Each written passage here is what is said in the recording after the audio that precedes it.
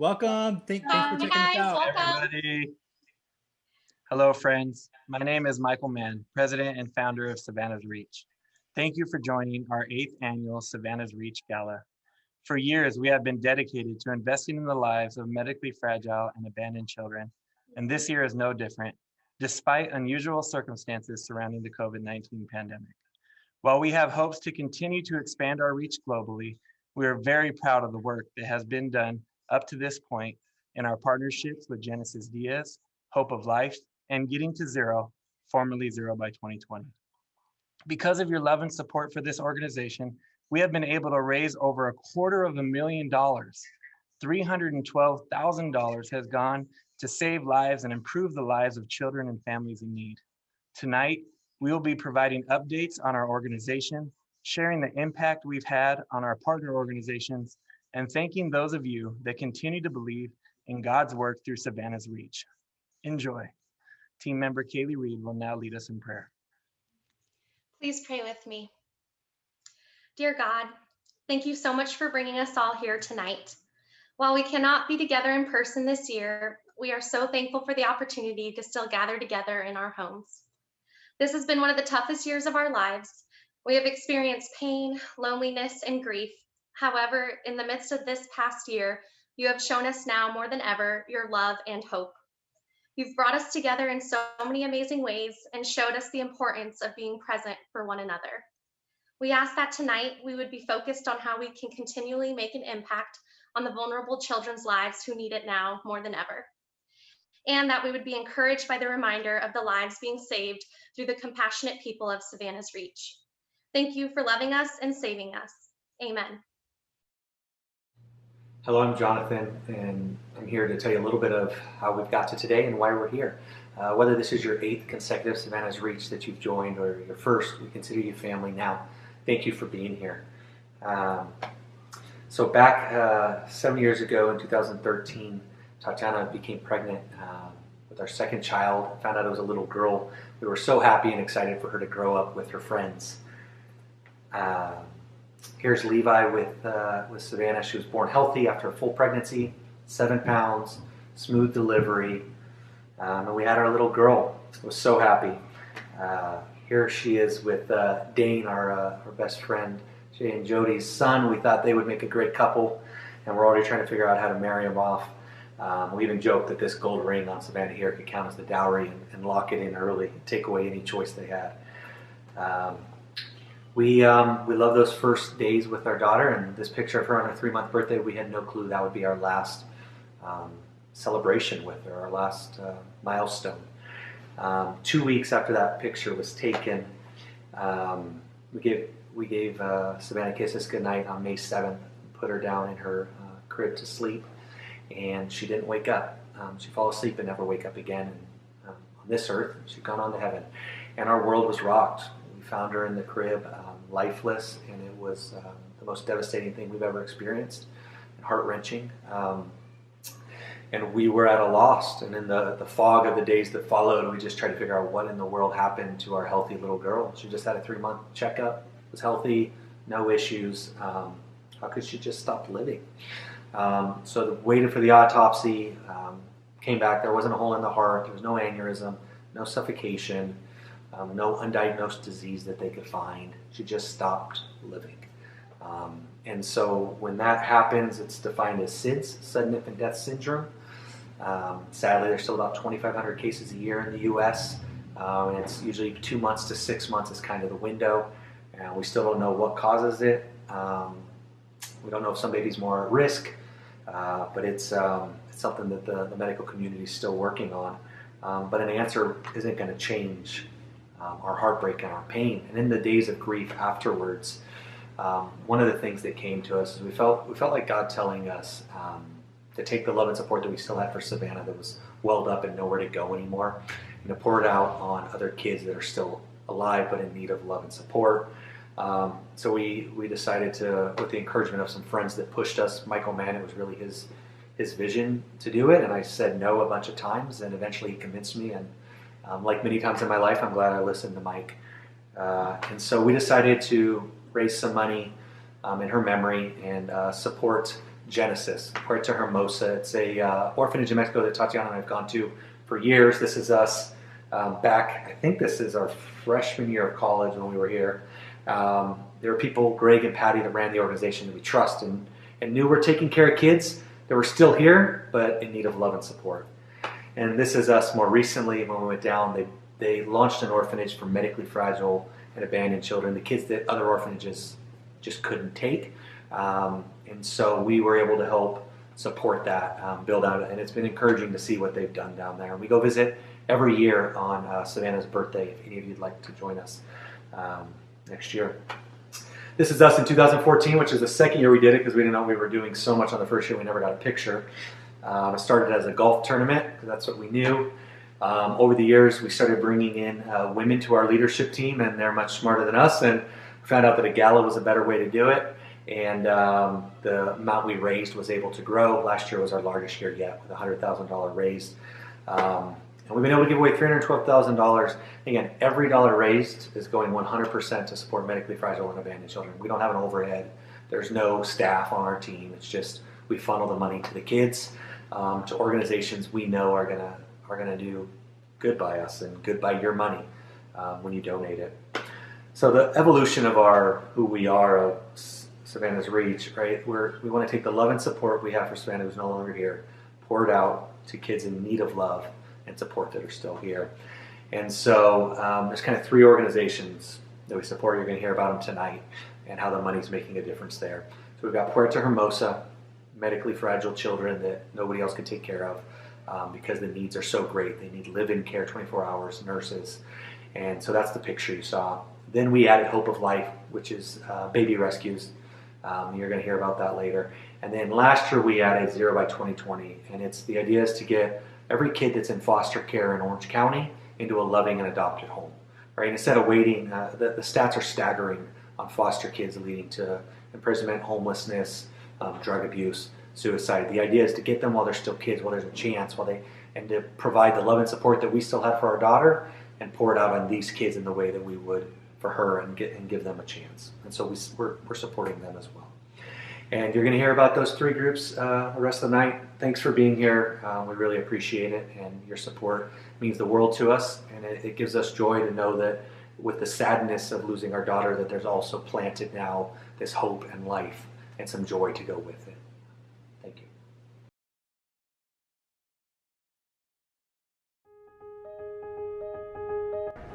Hi, I'm Greg Amstutz with Puerta Hermosa, and in English that's Beautiful Gate Orphanage. We are an orphanage here in Ensenada, Mexico that specializes in children with special needs, and those children in particular are children with brain damage. And we've decided that that's where we would focus so that we can bring every one of these children to their best and highest potential. When these children come into our home, and this is our home, they become a part of our family. I would like to share with you a very special story about a very, very special little girl named Alondra. And she came to us 2 years ago. She was very much malnutrition, could barely eat, has trouble swallowing, very picky on what she eats. And she came through social services to us here in Mexico. She is just the most smiley, loving, caring, amazing little girl that loves music, loves to dance, and she's just a joy to be around. She almost always has a smile on her face, almost always. And she can communicate just a little bit, like pointing that she wants this, or she gives a thumbs up sometimes about things. And when she can't communicate, which is quite often because she can't speak, that's when she gets frustrated and she cries, or she even starts to hit herself because she's just so frustrated and not being able to share with us her feelings or thoughts or what she's thinking. Because of her lack of being able to speak, she is in great need of a Dynabox tablet, which is a communication tool. It's a tool where she can look and see different pictures and things and push with her fingers. That works. She can push on it and it will speak for her. And she is going to learn how to communicate with us by this particular tablet that does all these things for her to communicate. It's really is going to impact her life. If you can imagine not being able to talk and to express yourself and your needs and your wants and your desires and the love, and she can't do any of that, hardly at all. This Dynabox that we're wanting and hoping and praying for is not an inexpensive piece of equipment. It's very expensive, but it's worth it. It's $7,000 más o menos, more or less. And that is what we're trying to raise right now, this money to be able to afford to buy this. And this particular Dynabox tablet will be able to be used by not only Alone, but by Chamo also, and some of our other kids that cannot speak. So I think it's just, it's really gonna rock their world, but it's gonna rock our world too, to be able to know them even more deeply and the beautiful relationship that we have with them. It'll allow us to help them grow and to expand their horizons and allow us to meet their needs in such beautiful ways. So we're excited for it. So thank you for helping to be able to afford this very special tablet. We really appreciate it.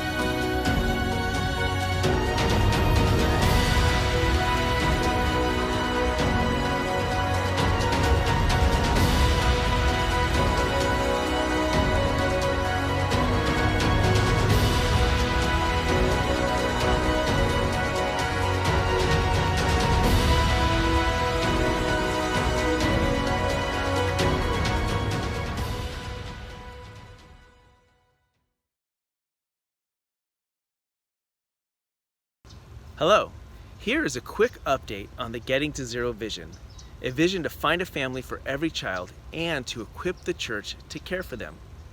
When we first launched this vision, there were hundreds of children living outside the care of a family. At the Orangewood Family Center, we are now down to about 30 kids, and we are getting close. We believe we have an opportunity to place every child in a loving family in time for Christmas.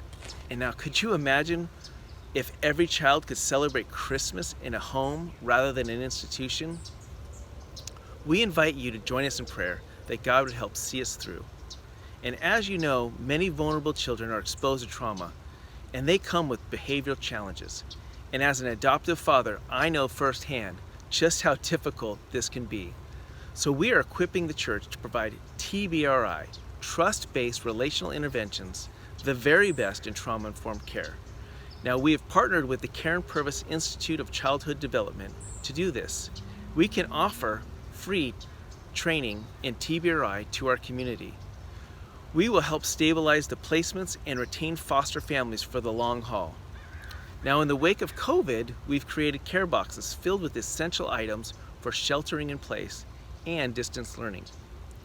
We are also able to provide financial assistance for specific needs that families have. Now, I'd love to share a real story of a guy who adopted a sibling set from Orangewood. Now, he needs a lot of help, as you can imagine, such as assistance to help cover the cost of a tutor to help with the distance learning so that he may remain gainfully employed.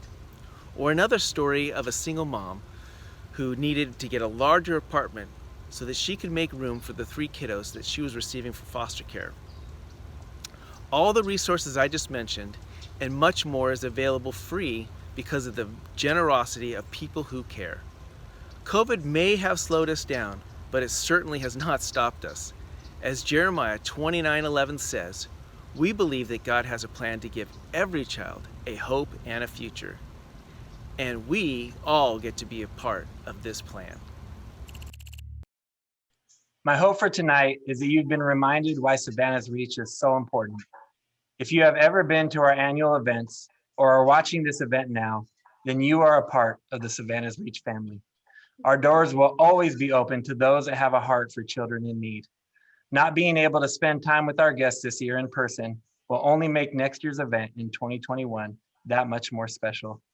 Our amazing marketing team, Samantha and Priscilla, will share next steps on how to stay up to date and connected.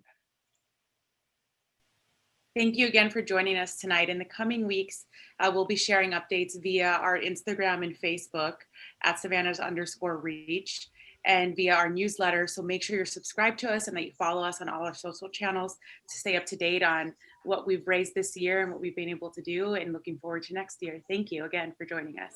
See you next year. Thank you. Thank you.